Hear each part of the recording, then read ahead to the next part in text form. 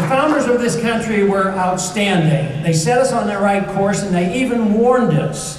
They warned us, as Benjamin Franklin did, about sacrificing liberties, but they also sent out strong warnings about monetary policy. They knew about runaway inflation. They gave no authority for a central bank, and they said only gold and silver should be legal tender.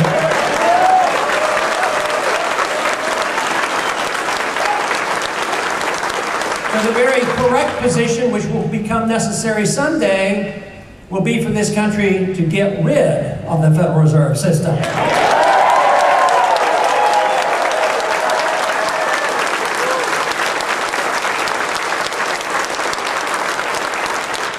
And it certainly wasn't the idea of the founders to come up with this scheme to tax the people.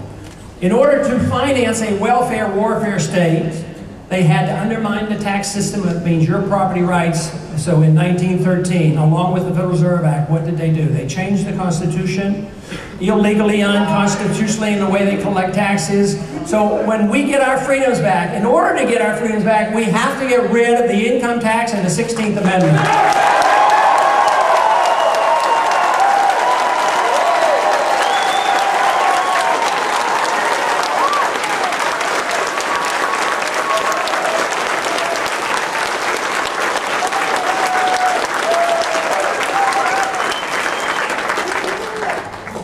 The founders gave us good advice on foreign policy, not complicated at all.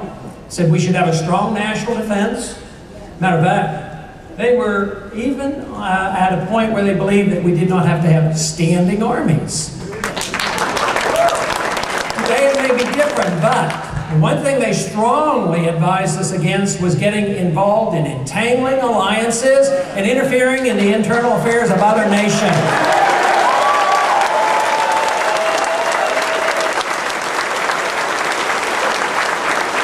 Can you imagine how outraged they might be if they would see how we have sold out our sovereignty to the United Nations, for which we should be out of the United Nations?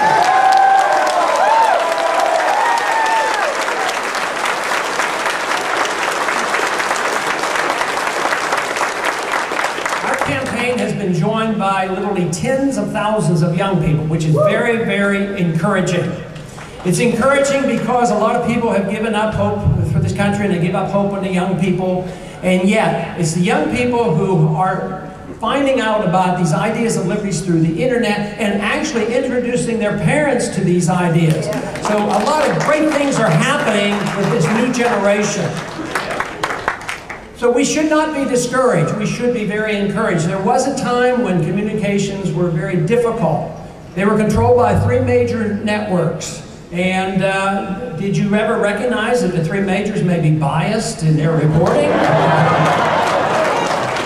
But no longer. We have this equalizer. We have this great opportunity. We have talk radio. We have the internet. And we have communications now like never before. And when the people hear the message of liberty, they will respond.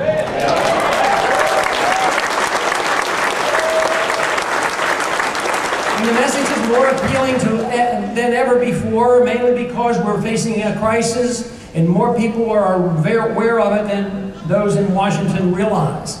They know that the prosperity is based on a lot of borrowed money and printed money and over-taxation and over-regulation. They know about the entitlements of $50 to $60 trillion that can't be paid. And they also know, by just a casual look at history, that there's no way a nation can remain great when it tries to maintain an empire around the world. That needs to come to an end.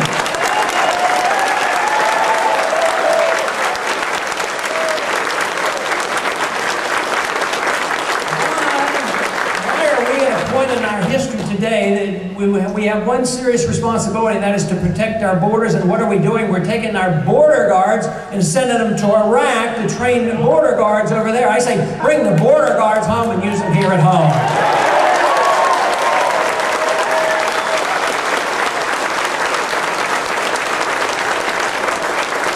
And literally, many of our solutions, if we come to our senses and devise transitory solutions and bring about change, we have to deal with foreign policy. It's the easiest place to deal with. We are now spending close to $1 trillion a year maintaining our world empire. We don't need to spend that much money because it's not even providing a stronger national defense. It's putting us in a situation where we have more enemies and less friends before, and we're under attack and our defenses are down. So I would say spend the more money more wisely, have a stronger national defense, save a lot of money, cut the deficit, and tide people over who have become dependent on so many of our programs here at home. We don't need to turn people out on the streets, but we need to turn the military-industrial complex out into the streets.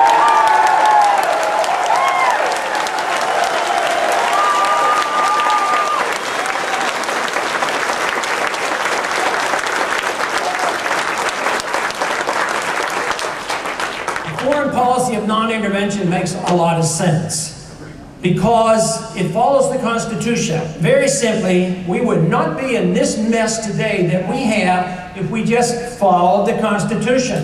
Don't go to war without a declaration, ever.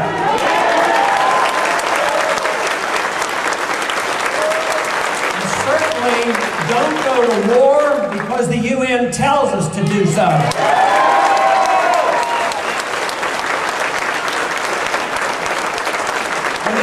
Came up before the International Relations Committee, I suggested rather strongly that they ought to declare war if they wanted a war. But it was explained to me rather harshly by several members. They said that part of the Constitution was anachronistic. We didn't follow that anymore. And also they just said this was frivolous and impractical. The whole thing is we have been living in this country for decades. It's not this administration, it's literally been decades where the executive branch, the legislative branch, and the judicial branch do not care about the rule of law.